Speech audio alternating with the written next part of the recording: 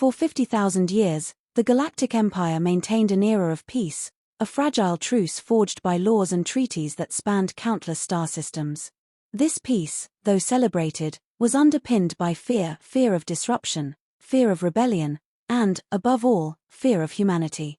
Humans were the youngest among the Empire's species, yet their history stood apart.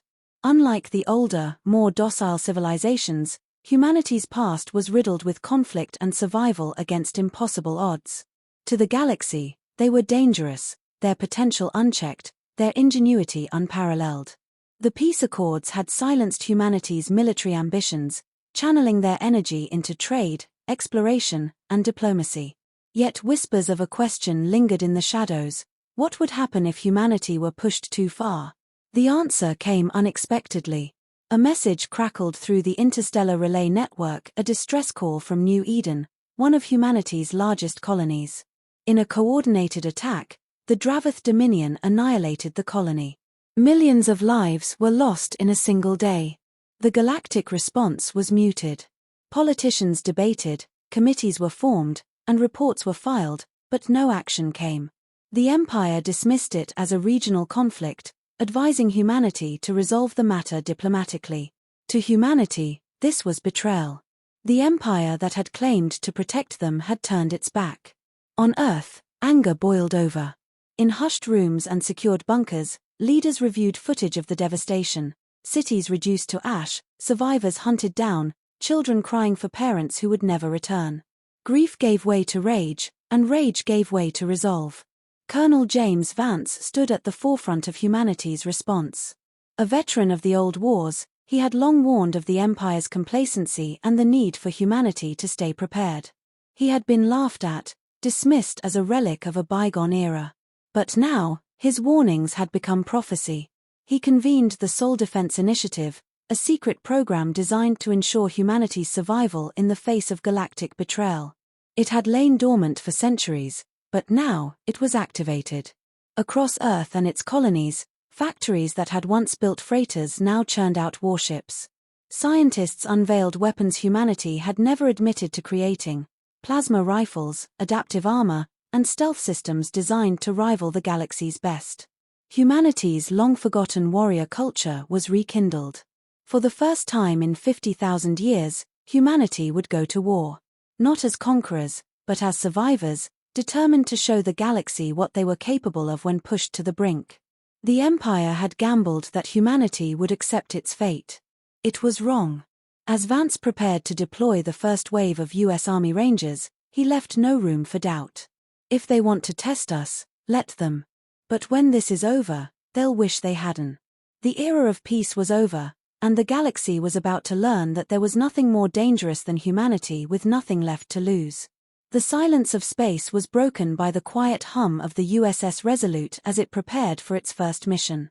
Humanity had kept the Soul Defense Initiative hidden, not as an act of rebellion but as a contingency, a necessary insurance against the galaxy's unpredictable nature. Now, the program was humanity's lifeline, and the Rangers were its spearhead. The Rangers had been trained for this moment, though most of them never thought they'd see it.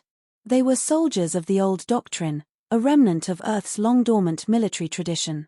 Each member of the elite unit had been handpicked, representing the best humanity had to offer. Among them were specialists who had mastered every facet of warfare: tactical operatives, combat engineers, medics, and cyber experts. They were humanity's answer to the question the galaxy had dared to ask. Colonel James Vance stood in the command deck, reviewing the final plans. The Dravath Dominion had made a critical mistake. They assumed humanity would retaliate with brute force. Instead, the mission was designed for precision. The Rangers' task was not to win a war but to send a message, a calculated strike deep into the heart of Dravath Prime. The objective: disable their fleet command and sow enough chaos to cripple their war machine. The Resolute itself was a marvel of human ingenuity. Outwardly, it appeared to be a standard transport vessel, unremarkable and easily dismissed. Beneath its unassuming exterior, however, lay cutting-edge stealth systems and advanced weaponry. Every inch of the ship had been designed for this moment. It was undetectable to most galactic scanners, and its capabilities were unmatched. This was humanity's ace, hidden in plain sight until now.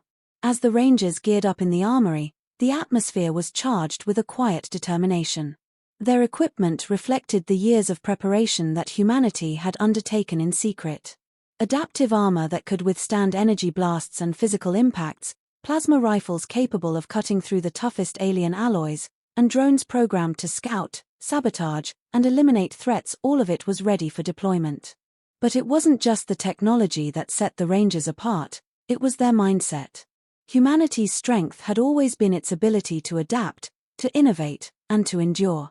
These soldiers carried the weight of their entire species on their shoulders. Failure was not an option, not when millions had already been lost. The final briefing was short.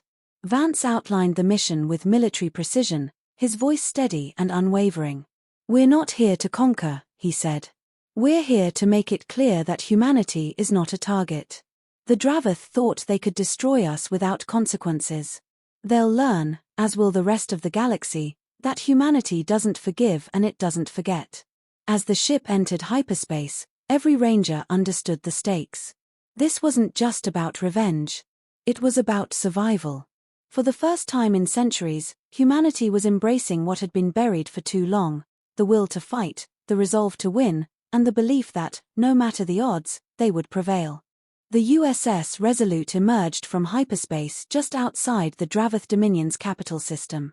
Its stealth systems cloaked it from detection, slipping past the formidable defense grid that protected Dravath Prime. Every move was precise, calculated. The Rangers knew they wouldn't have a second chance. Drop pods launched in silence, streaking through the atmosphere of the planet like falling stars. Inside each pod, the Rangers were calm, their breath steady. There was no fear, only focus. Their target was the Dominion's Fleet Command Center, a massive structure that controlled their naval forces across the sector. Destroying it would leave the Dravath fleet in disarray, unable to mount a coordinated response. The pods landed in the outskirts of the capital city, embedding themselves in the ground with pinpoint accuracy. Within seconds, the Rangers were on the move. Their adaptive armor adjusted to the planet's environment, camouflaging them against the alien terrain. They moved like ghosts, silent and unseen, as they approached the command center. The first obstacle was the perimeter defenses, automated turrets and patrol drones scanning for threats. The Rangers disabled them with precision. EMP charges rendered the electronics useless, while sniper teams neutralized any guards before alarms could be raised. Every move was coordinated, every action deliberate. As they breached the outer wall of the command center, the resistance intensified. Dravath soldiers, alerted to the intrusion, poured into the corridors. The Rangers didn't flinch. Their superior training and equipment turned the narrow hallways into killing zones. Plasma rifles hummed with lethal energy, cutting through the enemy like a blade through water. The Dravath, despite their numbers, were no match for the precision and discipline of the Rangers. But the Dravath weren't without their own tricks. From the depths of the facility, they unleashed their secret weapon, biomechanical war beasts. Towering monstrosities of flesh and machine, these creatures were designed for one purpose: total annihilation. The Rangers quickly regrouped, adapting their strategy on the fly. They used the confined space to their advantage, setting traps and luring the beasts into kill zones. Explosive charges tore through their armor, and focused plasma fire brought them down one by one. Despite the chaos, the Rangers never lost sight of their objective. A small team led by Colonel Vance infiltrated the control room, planting high-yield explosives on the command node. As they worked, the rest of the Rangers held off waves of reinforcements, buying precious seconds with their lives. With the charges set, Vance gave the order to evacuate. The Rangers withdrew in perfect formation, covering each other as they fell back to the extraction point. Moments later, the explosives detonated, sending a massive shockwave through the facility. The command center collapsed in on itself, and the Dominion's fleet communications went dark. From orbit, the Resolute retrieved the Rangers as the Dravath forces scrambled in confusion. They had dealt a decisive blow, but more than that, they had sent a message: humanity was not to be underestimated. This was not just a strike, it was a warning. The aftermath of the strike was swift and decisive. News of the destruction of Dravath Prime's Fleet Command Center spread across the galaxy like wildfire. For the first time in millennia, humanity had struck back not with overwhelming numbers, but with precision, purpose, and a ruthlessness that sent shockwaves through the Galactic Empire. The message was clear: humanity had not been broken, and it was no longer content to exist in the shadow of other species. On Earth, the reaction was immediate. Citizens cheered in the streets, their pride swelling with the knowledge that humanity had reclaimed its place. The political leaders, who had once avoided confrontation and relied on the Empire's protection, now found themselves grappling with the reality of a new power emerging. The Terran Federation was born in the heat of battle, and it was not going to be a passive entity. It was a statement that humanity would no longer be subjugated, no longer a pawn in the Empire's vast chessboard. Diplomatic channels opened, but they were strained. The Empire, shaken by the audacity of humanity's retaliation, sent its envoys to negotiate.